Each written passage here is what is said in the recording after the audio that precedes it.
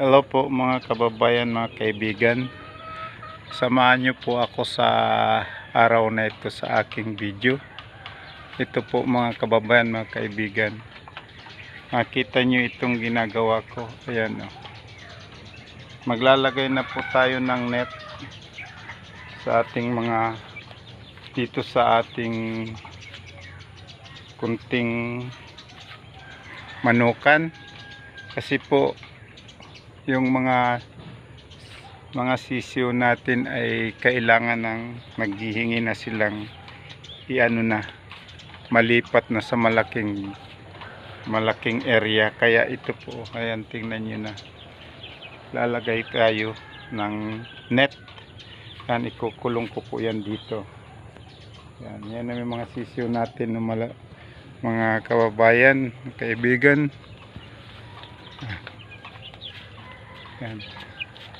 Malalaki na sila, kaya need na nilang ipakawalan dito na po natin pakakawalan sa ereyang to para sila malaya na, hindi na yung minsan kasi nagtutukaan na sila kasi gusto na siguro nilang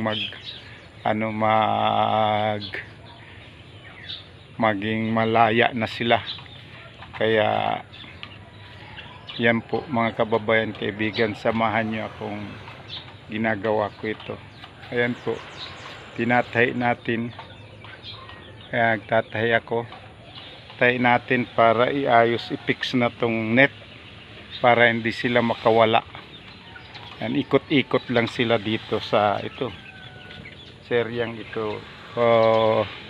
Ang bilang po nila ay 26 pesos lang naman. Kaya kayang-kaya na itong eryang ito. Malaya na sila dyan. Ayan. Kaya po makikita nyo madamo. Hindi ko yan ginagamas damo kasi kailangan pa rin nila yan. Yan po. Madamo siya. So kailangan pa rin nila yan. Yan po mga kababayan, mga kaibigan. Kung talagang passion nyo yung mag-alaga ng manok, gagawa nyo ng paraan katulad ko. Ito isa maliit na area lang, pero ginagawa ko na po ang lahat para maibigay yung kapangangailangan ng mga sisiw. Ayan, ito po mga material lang na mga kunting bagay. Ayan, para ma-secure lang sila. Ayan po, tingnan nyo, may mga yero tayo. Ayan, para secure sa pagpasok ng mga aso, pusa. At ito naman lambat sa taas. Ang purpose ko nito, hindi makapasok yung mga ibon. Yun, kasi isa ding nagdadala ng sakit sa ating mga alaga ay yung mga galang, yung mga alpas, yung mga ibon. Pag lumapit sila sa kainan yun, at halimbawa pumunta sila sa isang manuka na may mga sakit doon, siyempre kakain sila doon, tapos lilipat sa iyo, madadala sa iyo yung mga sakit. Kaya need ko silang lagyan ng net para hindi makapasok. Ito lang. At saka yung mga yero. Yan. Mga DIY lang yan mga kaibigan. Mga piranggot na yero. Yan. Kailangan lang na iayos natin. Excuse me. Maiayos natin ang mga kulungan natin. Ang mga sisiyo. At ito po pala yung brother natin na nilagyan yan. Ayan po yung mga patukaan natin. Yan, kita nyo.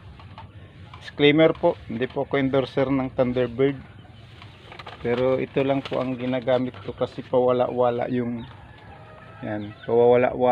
mga ibang patuka dito. Mahirap naman pabago-bago yung patuka mo. Kaya yan po ang ginawa ko po, ay yan, focus na lang ako sa 1+4 Thunderbird. Pero hindi po ako inulit ko, hindi ako endorser niyan. Thunderbird. Yan lang po ang ginagamit ko at para hindi pa bago-bago. Yan po, mga healthy naman po ang mga sisiw natin. Kita ko po sa inyo yan. Oh. Kaya po ako, yan. Pwede na po silang pakawalan dito. Kaya ganyan na po ginagawa ko. Nagtatahi ako ng net para ayan po. Yan paikot. Para bitawan na sila tuwing umaga. Bibitawan ko na silang hapon. Pero sa gabi po, pasok pa rin sila dyan sa ano, kukulungin ko pa sila. Para secure yung mga sisiw natin sa mga hayop na hindi na inaasahan natin na may magpupunta sa kulungan natin. Kasi alam nyo naman, yan naman siya ang hanap-hanap ng mga ganong hayop na mahilig mahilig kumain ng mga sisiw.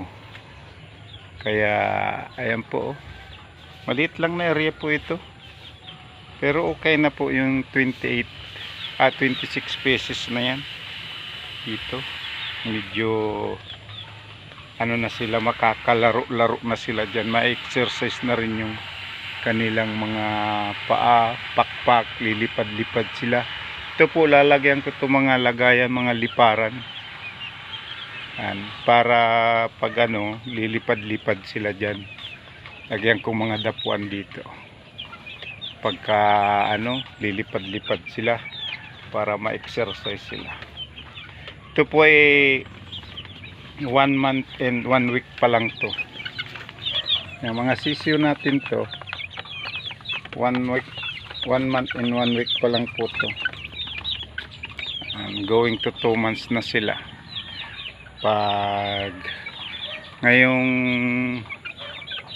April 2 months na sila. Kaya need na nilang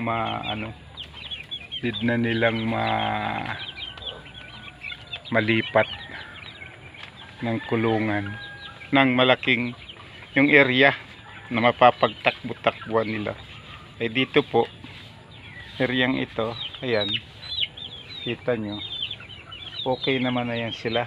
Malaya na silang maghahabol-habulan dyan. At may exercise na sila dyan. Yan. Need lang natin ng protection kasi naulan-ulan. Alam nyo naman po mga kababayan, mga kaibigan, experience ko na dito, pag umulan, bigyan mo na siya ng anti-coccidiosis kasi pag nabasa, kakain yan sa lupa, andyan yung coccidiosis. Kaya pag sila po ay naka-range na, ay need natin na magbibigay ng anti-coccidiosis. Yan. Straight ng 3 days. 3 days nang bigay ng coccidiosis, pahinga ng 2 araw, tapos balik na naman ng 3 days yun. Pahinga na. After 1 week na naman bago magbigay. Kailangan lang po maging mamatsyag, maging tayo, pagmatsyag sa mga sisiw natin. Kasi pag hindi ka marunong magtingin, unang-una yung droppings nila, tapos yung galaw nila sa umaga, matitingnan mo na yan kung may sakit o wala. Kaya po yan lang po mga kababayan ko, mga kaibigan. Sana naman po i-share ninyo ang video kong ito para makatulong sa ating mga tulad kong may hilig at may passion sa pag-aalaga ng mga manok. Yan lang po mga kababayan, mga kaibigan. Sana naman po ay supportan nyo aking munting channel, Tata Breed Channel, at pindutin ang notification bell para laging updated kayo sa aking na-upload na video. Yan lang po. Thank you for watching. Bye bye.